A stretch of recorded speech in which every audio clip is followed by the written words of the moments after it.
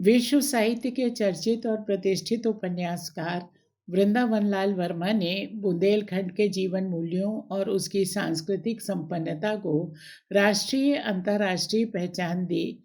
वे हिंदी के ऐसे पहले कथाकार हैं जिन्होंने आंचलिकता की अपूर्वता को प्रतिष्ठा दी।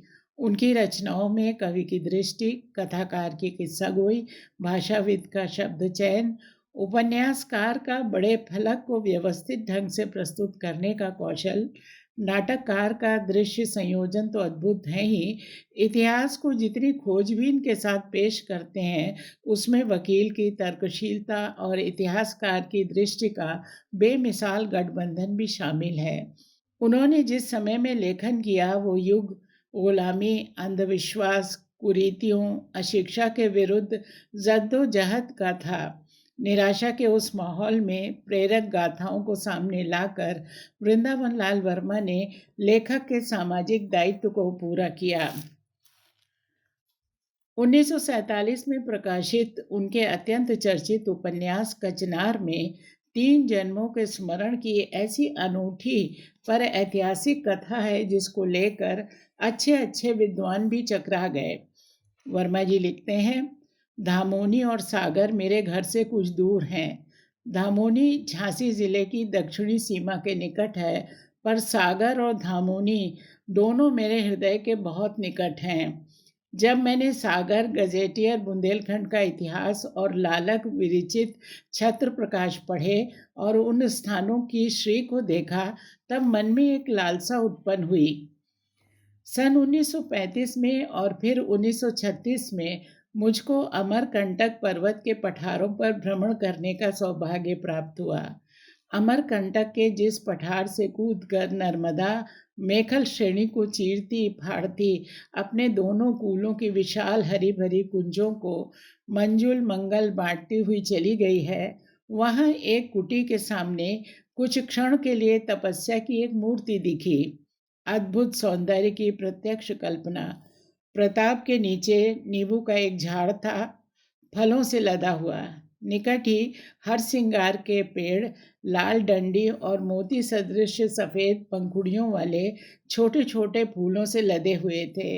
ये फूल टपक टपक कर नर्मदा के साथ किलोने करते हुए बहते चले जाते थे और कहीं से न जाने कहाँ से निवारी के फूलों की सुगंध के झोंके पर झोंके आकर हर सिंगार के सौरभ को मद सा दे रहे थे। मैं उस अनुभव को कभी नहीं भूला। अकस्मात सन 1946 के प्रारंभ में एक पुस्तक वृंदावन लाल वर्मा के हाथ लगी। वो इंग्लैंड में सन 1805 में छपी थी।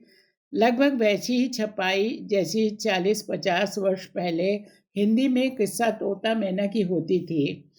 नाम था notes on the transactions of the Maratha empire.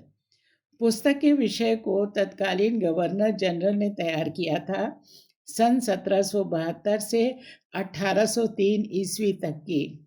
उन सब महत्वपूर्ण घटनाओं का वर्णन उसमें था जिनका संबंध ईस्ट इंडिया कंपनी से था। गवर्नर जनरल ने जो खरीदे इन घटनाओं पर बोर्ड ऑफ डायरेक्टर्स के पास भेजे थे, वे सब इसमें थे। लड़ाइयों के नक्शे भी। उसी समय श्री अल्विन की folk songs of the Maikal range और नागपुर से सरकार द्वारा प्रकाशित द राजगुंड्स पुस्तकें भी वर्मा जी के हाथ आ गई। सर यदुनाथ सरकार का ग्रंथ fall of the Mughal empire तो हाथ में था ही। धामोनी गोंडों और राजगोंडों का था।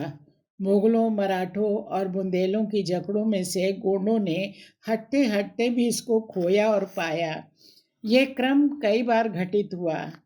एक समय गोंड अपने सहज, सरल, स्वाभाविक और प्रमोदमय जीवन द्वारा भारतीय संस्कृति को अपने दृढ़ और पुष्ट हाथों की अंजलियां भेंट किया करते थे।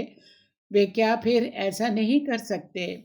इसी उम्मीद में वर्मा जी आगे लिखते हैं, कचनार मेरी अमरकंटक यात्रा का प्रतिबिंब और उस आशा का प्रतीक है। लक्ष्मीबाई को पूरा करने पर मैंने कचनार को लिखना शुरू किया। कचनार में भवाल सन्यासी के मुकदमे की एक घटना का सहारा लिया गया है। परंतु भवाल सन्यासी का विस्मृत घटनाओं के फिर स्मरण करने के विषय पर उस मुकदमे में ही मतभेद था। मुकदमे के उभय पक्ष की ओर से अनेक बड़े बड़े डॉक्टर अपनी बात का समर्थन करने के लिए पेश किए गए थे।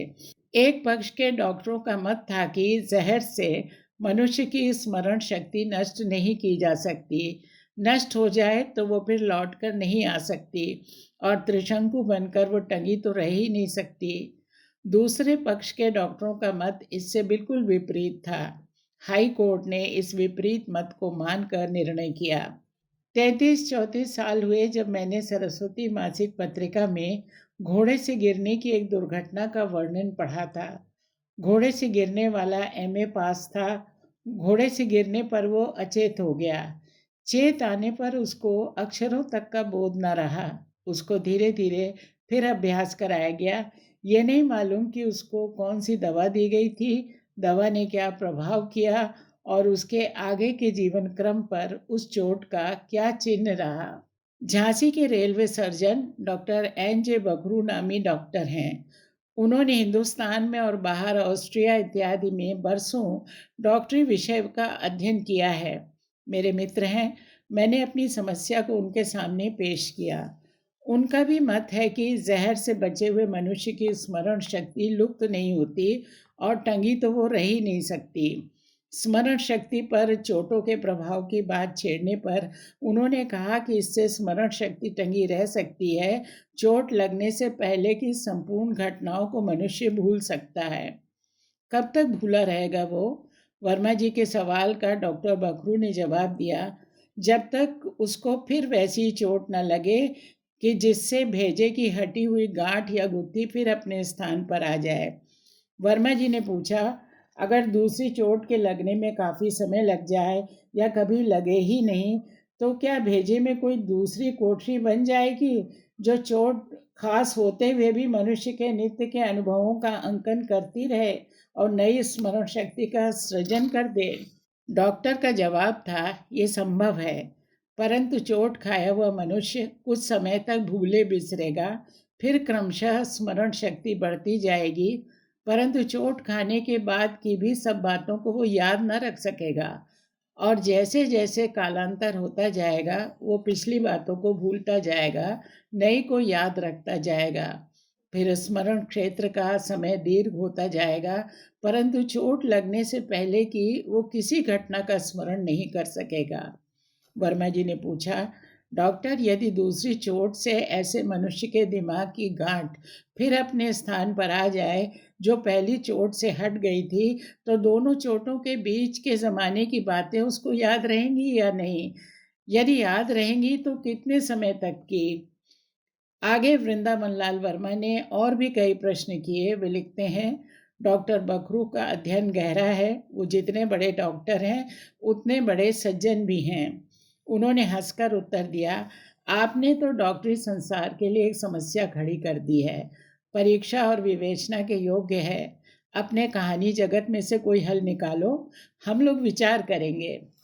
वर्मा जी ने कहा, मैं एंथ्रोपोलॉजी का विद्यार्थी रहा हूँ। उस प्रकार की चोट खाए हुए मनुष्य का विकास चेत में आने के उपरांत क्या बालक या बर्बर की ही तरह ना होगा?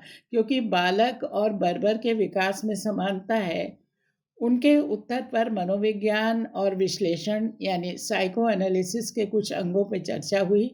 एक बात और उठी, यदि दो मरे हुए आदमियों में से एक का भेजा दूसरे के भेजे की जगह रख दिया जाए और उनमें से एक जीवित हो जाए, तो बदला हुआ भेजा इस मनुष्य के जीवन को बदल न देगा?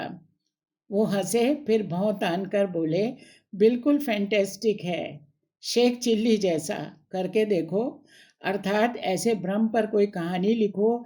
डॉक्टरों को उपन्यास पढ़ने का अवकाश नहीं। साधारण पाठक शायद समझ नहीं पाएंगे। कोई बेतुका सिनेमा वाला कहानी को उड़ाकर एक भद्दा चित्रपट बनाकर खड़ा कर देगा।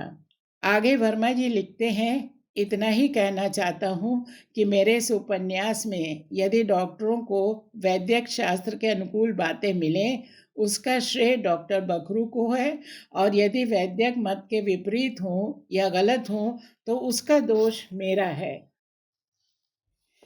कचनार के ऐतिहासिक पहलू के संबंध में मुझको उतना संकोच नहीं है। उपन्यास में वर्णित सब घटनाएं सच्ची हैं, केवल समय और स्थान का फेर है। उदाहरण के लिए डरू की घटना जो उसके भाई के वध से संबंध रखती है, धामोनी की नहीं है बल्कि ओरछा राज्य स्थित उबोरा ग्राम से संबंध रखती है। डरू का नाम भी उबोरा से ही लिया गया है। बाकी घटनाएं डरू का कर्नल हो जाना, पिंडारियों द्वारा सागर की लूट में भाग लेना और अंत में साहस के साथ अपने वध का सामना करना सब ऐतिहासिक हैं। जनरल मालकम ने अपने मेमोयर ऑफ सेंट्रल इंडिया में उनमें से कई का वर्णन किया है, परंतु असली डरू जल्लाद के हाथों मारा गया था जब सिपाहियों ने गोली मारने से इनकार किया। परंतु मुझे डरू के मरवा देने की आवश्यकता नहीं जान पड़ी। महंत अचलपुरी और उनका अखाड़ा एक वास्तविकता है। उस समय में गुसाई सैनिकों के समूह पराक्रम, विकास और धनोपार्जन की लालसा से देश के मध्य भाग में घूमा करते थे। ऐसे एक समूह ने तो राज्य स्थापित कर लिया जो अब तक चला आ रहा है। अचलपुरी में एक विशेषता थी जो उस कर्कश काल के कई समूह नायकों में पाई जाती थी। मालकन ने अपने मेमोयर में सही लिखा है कि वो समय भारत के इतिहास में मनुष्य की नीची से नीची और ऊंची से ऊंची वृत्तियों की पराकाष्ठा का था। वृंदावन लाल वर्मा ने कचनार के लिखने में अपने अभ्यास के अनुसार इतिहास और परंपरा दोनों का उपयोग किया है। वे लिखते हैं, परदेशियों के तोड़ मरोड़ कर लिखे हुए इतिहास पटके खाए हुए टीन के उस कनस्तर के समान है जिसमें सुंदर से सुंदर चेहरा अपने को कुरूप और विकृत पाता है, परंतु परंपरा अतिशयता की गोद में खेलती हुई भी सत्य की ओर संकेत करती है। इसलिए मुझको परंपरा इतिहास से अधिक आकर्षक जान पड़ती है।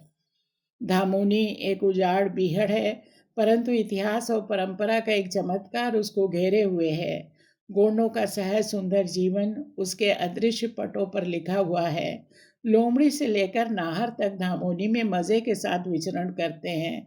गोंड और सहारिया सावधानी के साथ जंगल की उपज धामोनी के भीतर से इकट्ठी करते रहते हैं।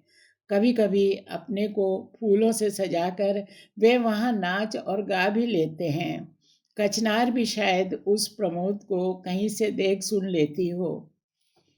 इतिहास लेखकों के लिए धामोनी में एक बड़ा आकर्षण है। कुछ लोग कहते हैं कि अकबर के मंत्री फैजी का धामोनी जन्म स्थान है।